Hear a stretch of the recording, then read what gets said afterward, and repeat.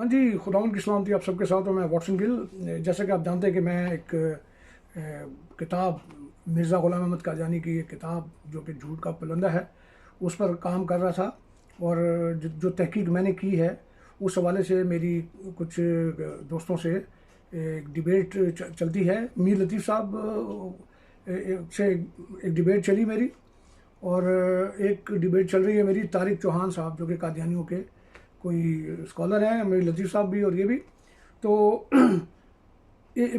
जो मसीह हिंदुस्तान में जो किताब है उसका नाम है मसीह हिंदुस्तान।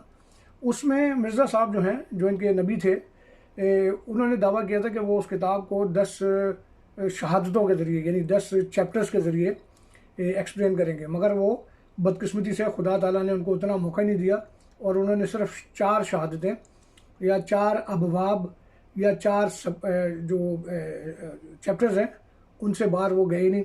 अच्छा, उनमें से आपने अगर मेरी पिछली वीडियो देखी हो तो वो मीर लतीफ़ साहब जो कि एक अलग जमात जो है उनके अलग स्कॉलर है कोई, उन्होंने एक सवाल उठाए थे। तो उन 4 चैप्टर्स में या 4 शहादतों में मैं आपको एक्सप्लेन करता हूँ, जो नए देखने वाले हैं वीडियो को।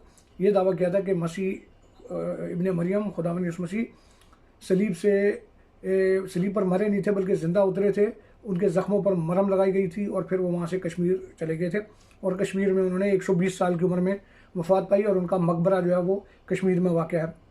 ये बोंगियाँ आपने सुनी होंगी, लेकिन मैं ज़रूरी समझता हूँ कि इनको जवाब दिया जाए। मैं जानता हूँ कि हमारे बहुत सारे स्कॉलर्स इनको मुँह नहीं लगाते, लेकिन इनको जवाब देना ज़रूरी है। उन लोगों को, मसीहों के लिए बात नहीं है, मैं उन अहमदियों की बात कर रहा हूँ जो मालूमात नहीं रखते हैं, जो इन अपनी जमात के जो स्कॉलर्स हैं, बड़े हैं, मुरब्बी हैं, इनकी बातों में, इनके झांसों में फंसते हैं और एक गलत लाइन की तरफ जा रहे हैं।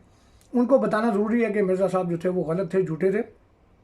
तो उन्होंने जो 4 चैप्टर्स में वो की थी, उनमें चैप्टर नंबर 1 था कि वो साबित करेंगे अंजील से कि मसीह इब्ने मरियम सलीब से ज़िंदा उतरे थे, जो कि इंतहाई झूठ साबित हुआ। मैंने वीडियोस में दिखाया अपनी, कहीं वो अंजील से साबित नहीं कर सके, बल्कि अपनी कयास आराइयों से कि जी चूँकि ऐसा हुआ होगा, शायद ऐसा हुआ हो, इस तरह की बोंगियाँ मैं इसको कहूँगा मारी गई।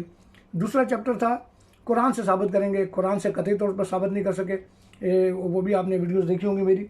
अब ये तीसरा था कि जी वो तिब की किताबें जो हैं, मेडिसिन बुक्स जो हैं, उनमें मिर्ज़ा साहब ने दावा किया था कि वो उससे साबित करेंगे। उनके जो जमात के जो लोग हैं, वो जैसे तारिक चौहान साहब हैं, उनसे मेरी कल एक डिबेट हुई। डिबेट व्हाट्सएप पर थी, लेकिन मैं चाहता हूँ कि वीडियो बना के मैं और लोगों को बताऊँ कि क्या डिबेट हुई। उनकी अपनी आवाज़ में आप मैसेज सुनेंगे और आप देखेंगे कि क्या है। मिर्ज़ा साहब के हवाले से मैं आपको बात बता दूं कि उनकी किताब में उन्होंने शो करने की कोशिश की कि उन्होंने सैकड़ों किताबों के जिक्र किए। उनको पता ही नहीं कि दुनिया इंटरनेट के दौर में दाखिल हो जाएगी और उन किताबों की तलाश करेगी और उन किताबों में से उनका झूठ जो है वो पकड़ेगी। तो चलें सुनते हैं तारिक चौहान साहब का पहला मैसेज। आते मसीह का अकीदा अल्लाह ताला की गुस्ताखी इस वजह से है कि ये ख़्याल करना कि अल्लाह ताला ने हज़रत ईसा अलैहिस्सलाम को दुनिया में भेजा एक मिशन देकर, और अभी उनकी उम्र सिर्फ 33 साल की थी, तो अल्लाह ताला उनको ज़िंदा जिस्म के साथ ऊपर उठा कर ले गया। तो ये खुदा ताला की गुस्ताखी भी इस तरह है कि अल्लाह ताला ने एक ऐसा काम किया जो एक नामुकम्मल था, जो बेफ़ायदा था, क्योंकि नबी भेजा, अभी उसका मिशन शुरू नहीं हुआ तो खुदा उसको उठा के ले गया। और किस लिए उठा के ले गया? क्योंकि यहूदी हज़रत ईसा अलैहिस्सलाम को सलीब देना चाहते थे, सलीब पर मौत देकर मारना चाहते थे, क्योंकि बाइबल के मुताबिक सलीबी मौत लानती मौत होती है। और चूँकि वो हज़रत ईसा अलैहिस्सलाम का इनकार करना चाहते थे, इसलिए वो ये आपने देखा कि तारिक चौहान साहब जो हैं वो कहते हैं कि जनाब मसीह का मिशन पूरा नहीं हुआ, तो ये कैसे हो सकता है कि आसमान पर खुदा ने उनको उठा लिया। यानी 33 साल की उम्र में वो चले गए तो खुदा ने उनको क्यों दुनिया में भेजा था। लॉजिकली जो बात है वो अंडरस्टैंड करता आदमी के यार वाकई क्या क्या मिशन था खुदा का। इस हवाले से जो मुसलमान दोस्त हैं उनको हम जवाब दे सकते हैं कि वाकई उनका क्या मिशन था कि उनको खुदा ने आसमान पर उठा लिया सलीब से बचाए बगैर। हमारा मसीह होने के हवाले से अकीदा फ़र्क है। यहाँ मैं बात कर रहा हूँ जमात अहमदिया से। जमात अहमदिया भी इसी अपने ही सवाल में फंसती है कि क्या मिशन था। मिर्ज़ा साहब जो हैं वो दावा करते हैं कि उन्होंने अपनी खोई हुई भेड़ों की तलाश में जाना था और वो खोई हुई भेड़ें जो थी वो इंडिया की तरफ गई और वो अपनी खोई हुई भेड़ों की तलाश में चले गए। या 3-4 चीज़ें जो है नोट करने वाली हैं। क्या मसीह इब्न मरियम खोई हुई भेड़ों की तरफ गए थे इंडिया की तरफ? नहीं। कैसे नहीं? उसकी वजह यह कि खोई हुई भेड़ें सिर्फ इंडिया में नहीं गई। खोई हुई भेड़ें कुछ अफ्रीका की तरफ गई, कुछ यूरोप की तरफ आईं और कुछ इंडिया की तरफ भी गई। अब अगर मसीह इब्न मरियम ने बकौल मिर्ज़ा साहब के दावे के, क्योंकि ये तो मानते हैं सारे, चले खुदा का बेटा नहीं मानते, नबी तो मानते हैं, तो अगर खुदा के नबी ने अपना कोई मिशन करना था तो उसे पूरा होना चाहिए था। नहीं हुआ, क्योंकि वो खोई हुई भेड़ों की तरफ उनका वो इशारा नहीं था जो इनकी समझ में नहीं आया, क्योंकि इनको बाइबल की फ़िलासफ़ी समझ में नहीं आती। खोई हुई भेड़ें जो थी वो किसी एक जगह पर नहीं गई, जैसे कि मैंने पहले बताया, वो मुख्तलिफ इतराफ़ की तरफ चली गई। नंबर 2, क्या वो खोई हुई भेड़ें मिल गई? वो अभी भी नहीं मिली। आज की डेट में जब मैं ये वीडियो बना रहा हूँ, आज भी वो खोई हुई भेड़ें मुकम्मल तौर पर नहीं मिली। आसार नज़र आते हैं, लोग क्लेम करते हैं, लेकिन नहीं मिली। तो क्या मसीह का ये जो उनका जो टारगेट था ये फेल हो गया? नहीं, क्योंकि उनका टारगेट ये नहीं था। उनका टारगेट इस तरह से नहीं था जो मसीह की खोई हुई भेड़ों के हवाले से खुदा मसीह ने बात की। इन्होंने दावा किया, तारिक चौहान साहब ने, कि उनका मिशन पूरा नहीं हुआ। तो मिशन तो जमात अहमदिया का भी पूरा नहीं हुआ, क्योंकि अगर थोड़ी देर के लिए समझ लें कि मसीह इब्न मरियम जो है वो चले गए इंडिया की तरफ, तो उन्होंने वहाँ क्या किया? अगर वो अंजील लेकर आए थे तो उनको वहाँ अंजील की तालीम देनी चाहिए थी। ये जो बाद में तबलीग के लिए खुदा के शागिर्द जो हैं वो मुख्तलिफ ममालिक में गए हैं और उन्होंने वहाँ पर रसूल उन्होंने तबलीग की, खुदा मसीह के पैगाम को फैलाया, तो बात की बातें हैं। फिर मिर्ज़ा साहब ये दावा करते हैं कि जनाब वो बुद्ध मत की तरफ गए, क्योंकि वो रेफरेंस देते हैं। अब अगर वो बुद्ध मत की तरफ गए तो क्या वो बुद्ध मत कबूल कर लिया उन्होंने, या वो बुद्ध मतों को मसीह की अंजील की तालीम देते? तो क्या था? ये कन्फ्यूजन है ना। अगर वो खुदा के नबी थे, जो कि आप मानते हो कि खुदा के नबी थे, तो कहाँ गए? उनकी वो किस वजह से गए थे? बकौल आपके तो उनका भी मिशन जो था वो पूरा नहीं हुआ।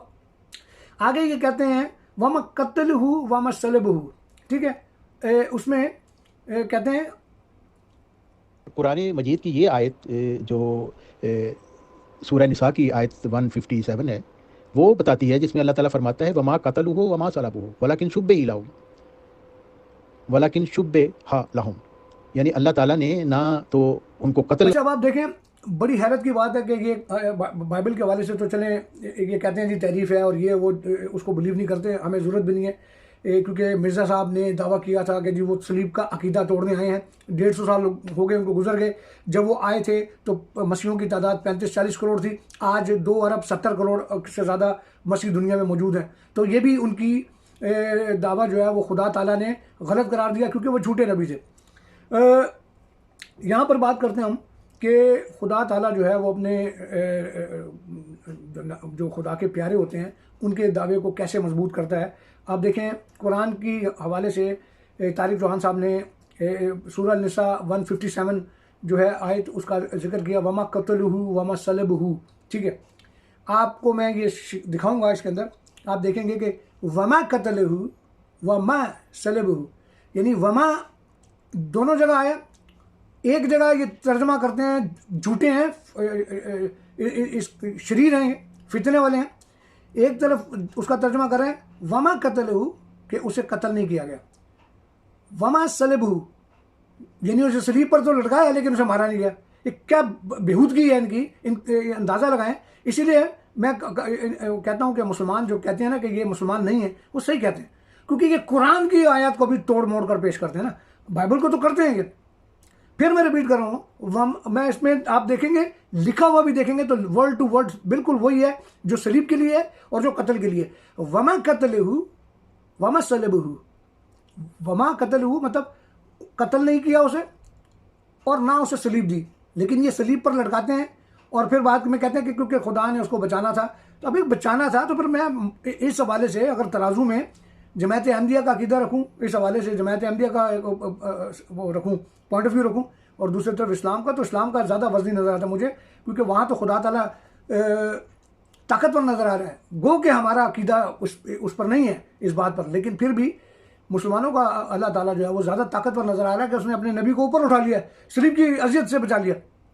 इनका खुदा जो है वो सलीबी अजियत से बचाने के लिए तरले कर रहा है। कभी वो 35 पिलातुस की बीवी के कान में फुस फुस कर रहा है, कभी वो हवा तेज चला देता है, कभी वो कुछ करता है, बचा नहीं पा रहा वो। और उसने उस वक्त बचाया उसको जब, यानी कोई कोई लॉजिक होती है, कोई मंतक होती है, इस तरह की बोंगियाँ। और मैं हैरान होता हूँ कि इनकी जमायत के अंदर कुछ लोग पढ़े लिखे भी हैं, बड़े बड़े, वो इन चीज़ों को नोट करने की, या तो फिर हिसाब किताब चलता है, पैसा चलता है इनकी जमायत के अंदर, क्योंकि अमीर तो है ये बहुत, ठीक है। जैसा कि यूहन्ना बाब 19 में है, आयत 39 से 40 तक लिखा है, निकोडेमुस भी वहाँ आए जो एक बार पहले रात को यीशु के पास गए थे। वो मुर और ऊद का आमेदा अपने साथ लाए जिसका वजन तकरीबन 100 पाउंड था, यानी 50 किलो की वो मरहम थी जो वो लेके आए थे। उन्होंने लिनन की पट्टियों पर मसाले लगाकर यीशु की लाश को उनसे लपेट दिया, क्योंकि यहूदी कफन दफन के लिए ऐसा ही करते हैं। तो लाश को तो आदमी मसाले नहीं लगाता, 50 किलो के मसाले लाश को तो नहीं लगाए जाते। और फिर ये इसमें ये भी पता करता है कि वो दूसरे दिन, यानी पहली रात वो पहले यीशु के पास गए थे, फिर दूसरे दिन वो लेके आई ये मरहम। लिखा निकोदेमुस भी वहाँ आए जो एक बार पहले रात को यीशु के पास गए थे, और फिर उसके बाद वो ये मरहम सारी लेके आए। जो यहाँ यूहन्ना नबी का यूहन्ना नबी की इंजील उसका 19 बाब उसकी 39 एंड 40 वर्सेस हैं। यहाँ क्या लिखते हैं, और जो पहले यीशु के पास रात को गया था और 50 शेर के करीब मुर और ऊद मिला हुआ लाया, बस उन्होंने यीशु की लाश लेकर उसे सूती कपड़े में खुशबूदार चीज़ों के साथ कफनाया।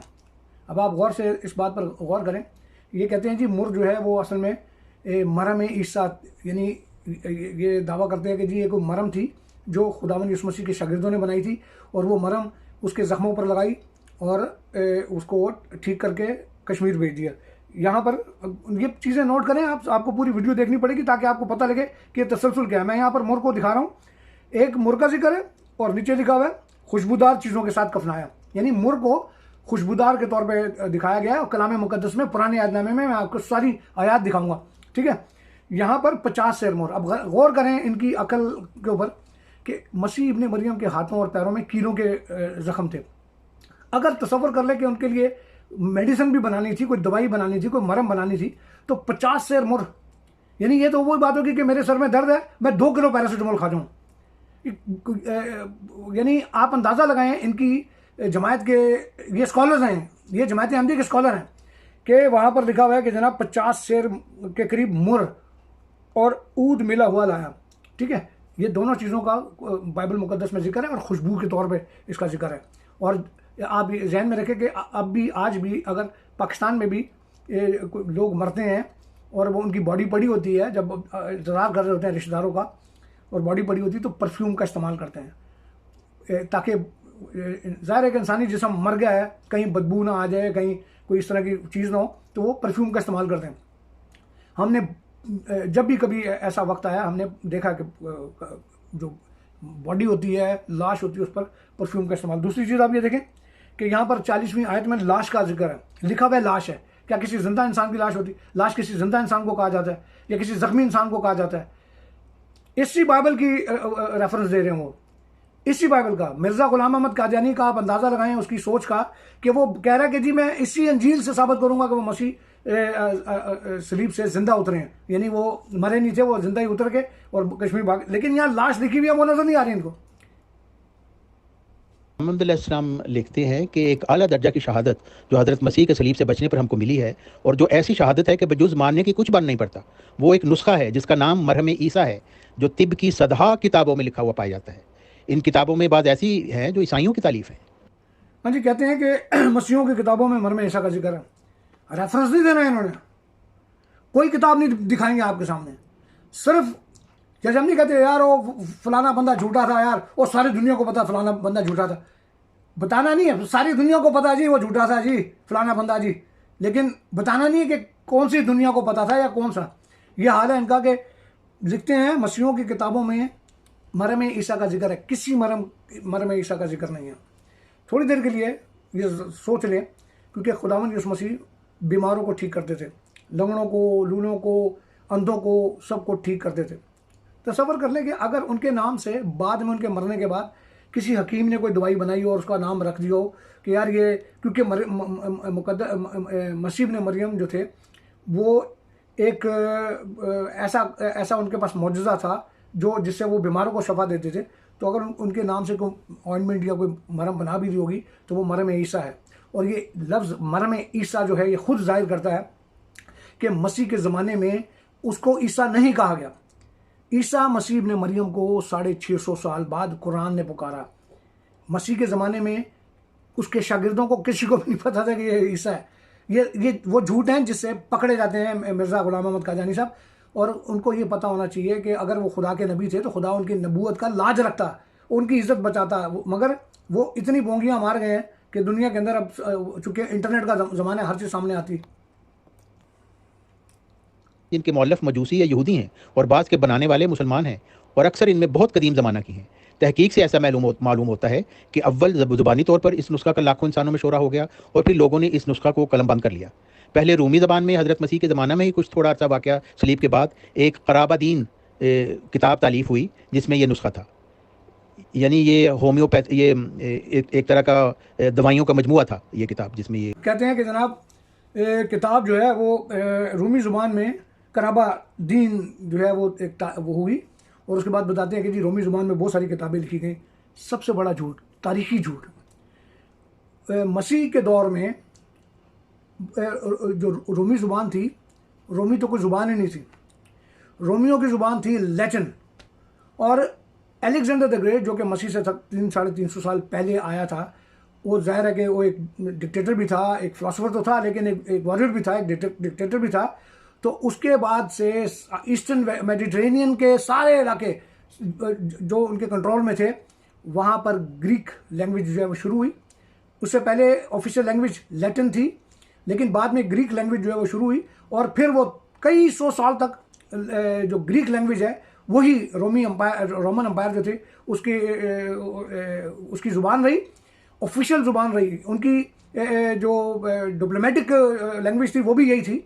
और उसके बाद फिर सारी ख़त किताबत भी इसी लैंग्वेज में होती थी। और उसकी एक मिसाल ये देखें कि वो टाइम चूँकि मसीह का बाद जब आया तो हमारी नया टेस्टमेंट भी ग्रीक लैंग्वेज में छपा। ज़ाहिर है कि वो उसी लैंग्वेज में होगा जो लैंग्वेज उस ज़माने में होगी। तो मिर्ज़ा साहब की ये भी दावा जो है वो झूठा साबित हुआ। गूगल करें, निकालें रोमन अम्पायर का ज़माने में कौन सी रोमी लैंग्वेज थी। वो लैटिन थी और बाद में वो ग्रीक हुई। और फिर वो बेजेंटाइन के दौर तक, यानी रोमन एम्पायर के बाद बेजेंटाइन का जो उनकी बेजेंटाइन एम्परर्स आए, उनके दौर में भी लैंग्वेज जो थी वो ग्रीक थी। ये भी एक झूठ।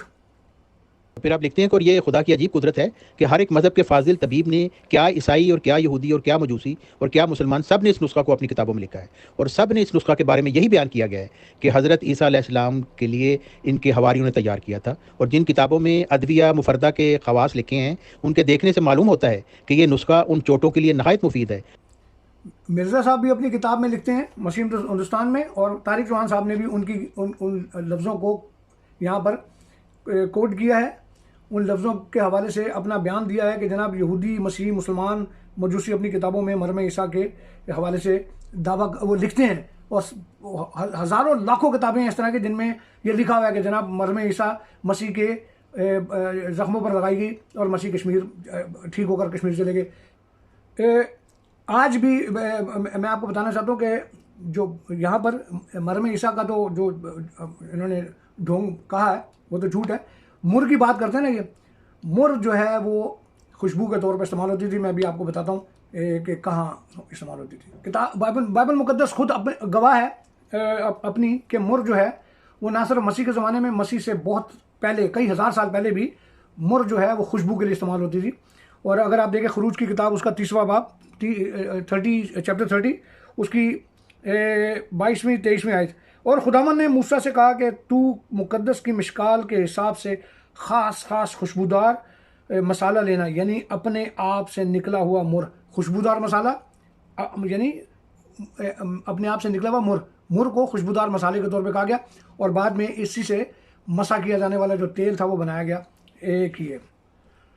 दूसरा सबूत बाइबल में मुकद्दस की किताब गज़ल गज़लात, उसका चैप्टर 3 है वर्स 6। ये देखें, वो कौन है जो मुर और लुबान से और सौदागरों के तमाम इतनों से मोतर होकर बियाबान से धुएं के सुतून की माने चला आता है। गौर करें, यहाँ पर भी इतर का जिक्र है, खुशबू का जिक्र है और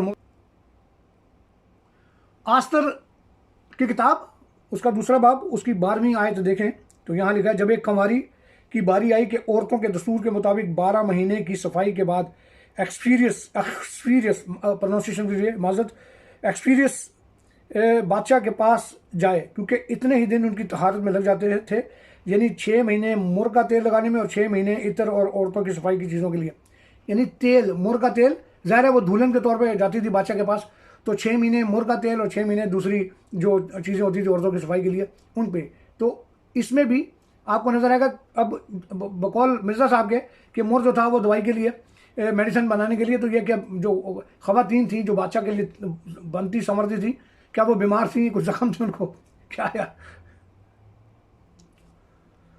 एक और देखें, ज़बूर की किताब है और उसका 45वां बाब है और 8वीं आयत, और तेरे हर लिबास से मुर और ऊद और तज की खुशबू आती है।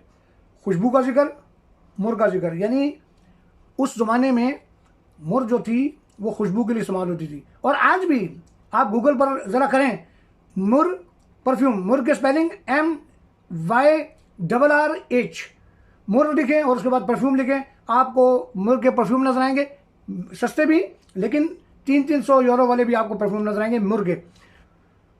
इंसान की किताब है, 7वां बाब, उसकी 17वीं आयत में यहाँ पर लिखा है कि मैंने अपने बिस्तर को मुर और ऊद और दार चीनी से मुअत्तर किया है। मुअत्तर मतलब मुझे बताने की ज़रूरत नहीं है, यहाँ कोई बीमार नहीं था, यहाँ पर मुर की बात हो रही है। ये 5 आयात मैंने दिखाई हैं और वो छठी जो थी यूनान के अंजील में। तो आप अंदाज़ा लगाएं कि, और अब इसके अलावा भी हम लॉजिकली भी बात करते हैं। लॉजिकली ये बात है कि अगर आप देखें तो फ़िरौन के ज़माने में जो ममीफिकेशन होती थी, जो ये ममीज़ बनती थी, जो ये फ़िरौन मरते थे तो इनके जिस्म को हनूत किया जाता था इन पट्टियों से और मसालों से। वहाँ पर भी मुर यूज़ होती थी, मुर का तेल यूज़ होता था, ताकि ड्यूरिंग द ममीफिकेशन उनकी बॉडी से बदबू ना आए, बू ना आए। तो ये प्रोसेस चलता था, ये गूगल में आपको मिल जाएगा। आगे तिब की किताबों के हवाले से जो जिक्र करते हैं, दावा करते हैं मिर्ज़ा साहब भी और उनकी जमायत भी और तारिक चौहान साहब भी, उनमें जो सबसे करीब तरीन मसीह, खुदावंद यीशु मसीह के नज़दीक जो सबसे करीब तरीन उन्होंने गवाही दी वो दी बू अली सीना की। बू अली सीना एक पर्शियन फ़िलासफ़र था जिसने किताबें लिखी। उनमें एक किताब अल कानून बड़ी मशहूर थी, आज भी है, और बहुत सारी यूनिवर्सिटीज़ में पढ़ाई भी जाती है, इसमें कोई दो राय नहीं। उसका जिक्र किया कि जनाब उसमें मरम ईसा का जिक्र है कि वो मसीह के उस पर लगाई गई, जख्मों पर लगाई गई। किधर है? उन्होंने बहुत सारी लंबी लिस्ट जो है वो लगाई। अच्छा, दूसरी एक वो देखें कि बू अली सीना जो मसीह से करीब तरीन किताब बताई उन्होंने और बंदा बताया, वो भी मसीह के 1000 साल बाद पैदा हुआ, तकरीबन 1000 साल बाद पैदा हुआ। जो आदमी 1000 साल बाद पैदा हो रहा है, आप उसको उसकी रेफरेंस दे रहे हैं कि जी उसने, पहली तो ये कि है ही नहीं है उसकी किताब में, ये दिखा नहीं सकते, दिखाएं मुझे किधर है, दिखा नहीं सकते। और अगर वो फॉर एग्जांपल सोच भी लें आप, तो एक आदमी जो 1000 साल बाद पैदा हुआ वो आपको बता रहा है कि जी उसकी जख्मों पर मरम ईसा बनाई गई और वो लगाई गई, कहाँ है? तो इसलिए मैं कहता हूँ कि ये झूठ का पुलंदा है, ये झूठे हैं, एक चीज़ साबित नहीं कर सकते। मैंने बाइबल की आयत से बताया, उसी बाइबल की आयत से अपने मतलब की चीज़ निकाल लेंगे, लेकिन जो लिखा हुआ है उसको इग्नोर करेंगे। तो ये सूरत हाल है।